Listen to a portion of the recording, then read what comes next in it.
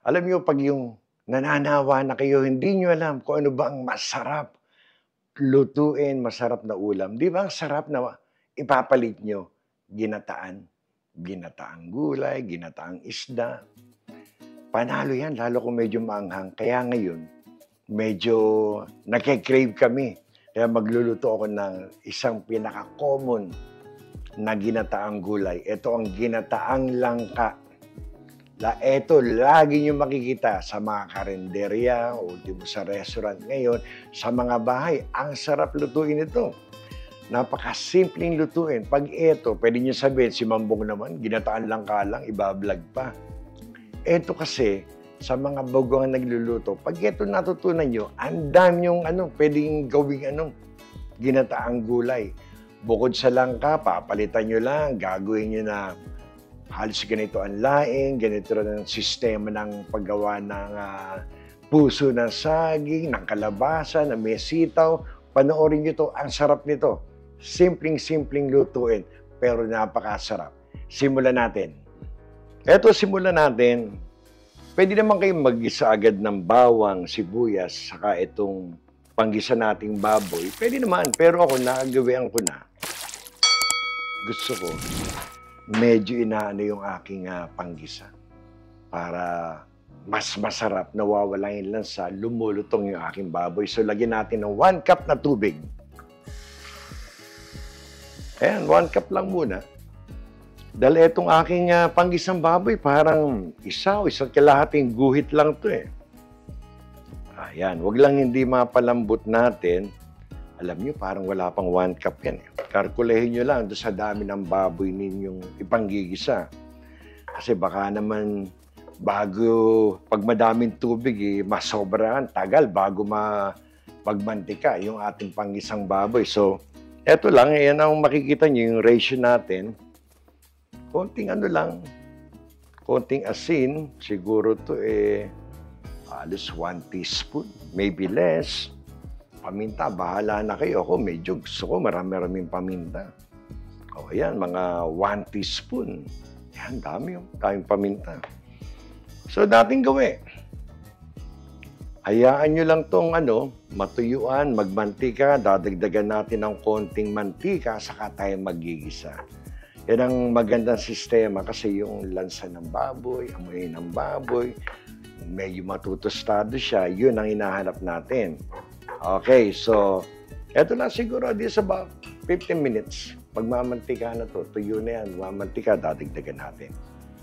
Balikan ko kayo pag iba na itsura nito. 10 minutos. Pwede na, ayan o, natutuyo no. 10 minutes.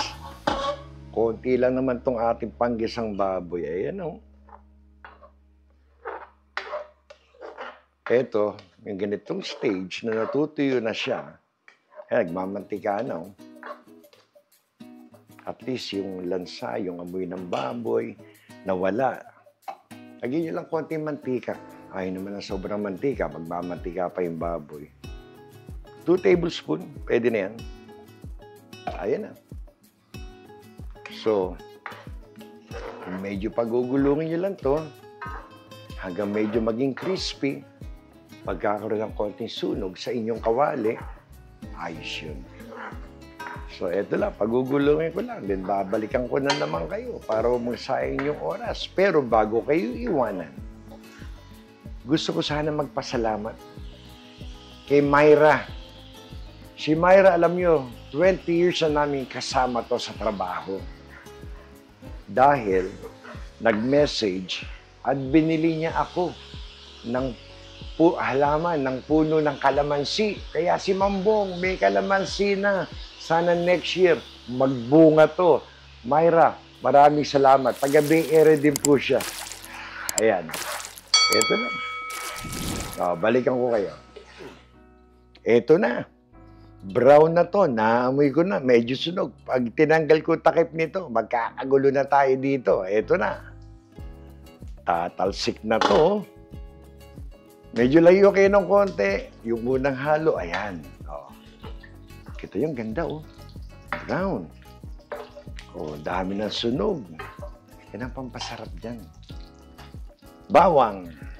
Ganyan karami. Siguro to mga half cup or hindi naman, less than half cup na bawang. By the way, minsan pag ako'y nagluluto ng gata, tulad yan, yung ginataan langka, ito yung mga classic lang na nakikita ko sa nanay ko, wala pong luya. Hindi po siya naglalagay ng luya. Ito yung simple lang. May naggagata rin. Ako, bisan, nilalagyan ko ng konting alamang. Masarap din. Pero itong gagawin ko, ito yung simpleng classic na ano lang, ginataan langka. Bawang, sibuyas, pampalasa natin itong ating binraw na baboy, konting hipon, gata, ganun kasimple lang. Kaya yung sinasabi ko sa inyo na pag ito natutunan nyo, ang dami na magagawang klaseng gata. Ito, brown lang uli natin ang ating bawang. Sandali lang to, in a few seconds or maybe a minute. Okay na, naamoy ka na, ang ganda. So pag medyo nag-brown ng konti, golden brown, lagyan nyo natin ang ating sibuyas. Brown na ang ating bawang. Kaganda. Amoy na amoy ko. Itong ating sibuyas, almost 1 cup. Actually, almost 1 cup, ano yan, kalahati ng sibuyas ng inano ko. Lagay natin dito. Ito lang, ganito kasimple. Gigisa nyo lang inyong sibuyas. Hanggang maging translucent. Pero sa point na to, pwede natin lagyan ng konting seasoning yan. Konting halo muna, lalagyan natin ng mga pampalasa na yan. Ano unahin natin? Unahin ko ng konti paminta. Lalagyan ko na kanina to, di ba? Lalagyan ko ulit na 1 teaspoon. So, teaspoon na, 2 teaspoon na ang ating yan. Gusto ko sa gata yung ano. Medyo may kagat ng konti yung ating paminta. Yan, konting halo. Lalagyan natin ng patis. Yun lang ang ating mga ano dyan, ha? Kaya sabi sa inyo, napakasimpleng lutuin ito, napakabilis. Ito siguro 1 tablespoon muna. Madali tayong magdagdag ng asin mamaya. 1 tablespoon. Ayaw pa lumabas. Ayaw. Lumamig lang kanina dito sa amin. Namuuna yung ano. So, ayan. Nilagyan ko ng 1 tablespoon na patis. Konting asin, 1 tablespoon na patis. Yan ang ating timplada. Ayan. Tapos, susunod na natin dito. Kita ko, translucent na yung aking sibuyas. Yun. Ayan. Susunod ko na ang aking hipon. Itong aking hipon, walang balat, walang ulo. Itong available ko na natirang hipon. So, siguro to mga 20 piraso eh. 20 piraso na hipon. Isa natin para masarap. Okay, pagulungin nyo lang inyong hipon, ha? Hanggang sa medyo mag-iba ng kulay. Wala pa tayo ibang nilalagay dyan. Ayan. Pag ito, medyo maganda na yung niya, kulay niya, babalikan ko kayo. Okay, halo-halo lang. 3 minutes lang, medyo pinagulong-gulong ko lang. Isang lata ng gata. Tingnan natin kung nalimutan ko, parang 400, 400 ml. So, I don't know, that's about 2 cups? I'm not sure, basta 400, isang latang gata.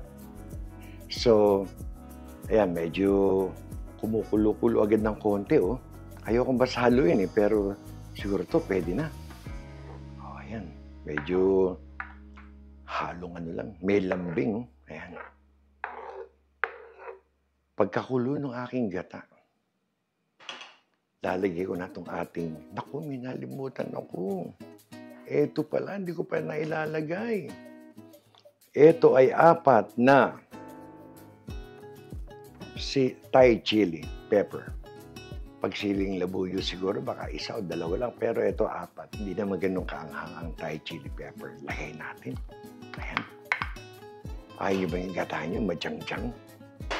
Pagkatapos mamaya eto, meron ako nung parang siling pampaksiw yan, oh, sa bandang ano na yan, pagpaluto na. Favorite ko, gusto ko kinakain yan, parang siling ano, pampaksiw. Pakita ko lang sa inyo ang aking ano, etong aking langka. Hilaw siya. Frozen to. Mas gusto ko dito sa Bay Area ang frozen na langka kaysa doon sa nasa lata. For me, ang dating sa akin, mas fresh, magandang lutuin. Lagyan natin. Maya-maya, ilalagay na natin yan. Kumukulo na, ito yung ating Thai chili pepper. Haluin na natin to. Ayan na, oh. Bango nung ating gata, no? Sa bagay, kahit ano iluto niyo, basta pag may gata, talagang panalo. Pero ito, madyang-dyang ng koy. Sarap nito. Dahil dyan, bibigyan ko kayo ng unang magic word.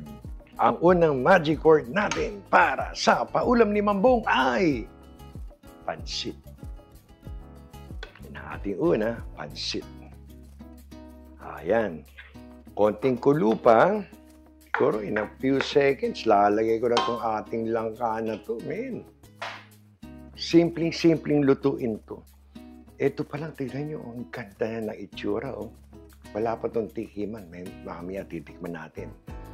Itong ating langka, oh, medyo may katagalan din ano yan. Palambutin, siguro to mga 15-20 minutes. So, ayan, kumukulo na, lagay na natin.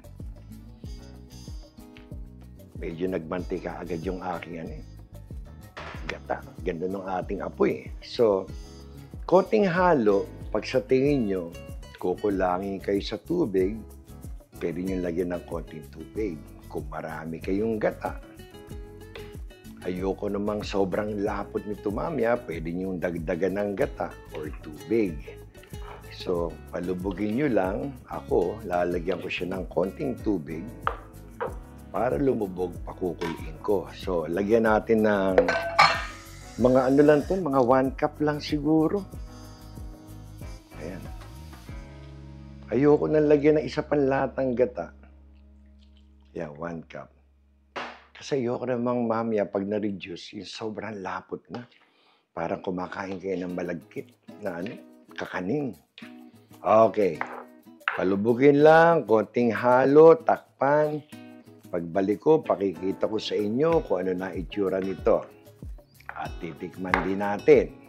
By the way, pwede nyo rin lagyan ng konting asukal to. Mamaya pagtingin ko, doon natin sisistensyahan kung anong timpla pa ang gagawin natin. Balikan ko kayo. 20 minutos. Hindi ko alam pag yung langka sa atin, pag yung mga fresh, kung mas mabilis o mas matagal. Pero guideline para sa mga taga Bay Area, yung ating frozen na langka from Philippines, halos 20 minutos po. Simula na nilagay natin para medyo lumambot siya. Ayan na po. Ayan, naliligis na yung ating langka. Malambot na siya. 20 minutos din. So, maging guideline sa inyo yan. Again, sa Pinas, hindi ko po alam kung mas mabilis o mas matagal ang ating fresh na langkang hilaw. So, tikman muna natin. Wala kasing tikiman to eh. Tikman natin, ha. Ang alam ko lang dito, madyang-dyang. Ito.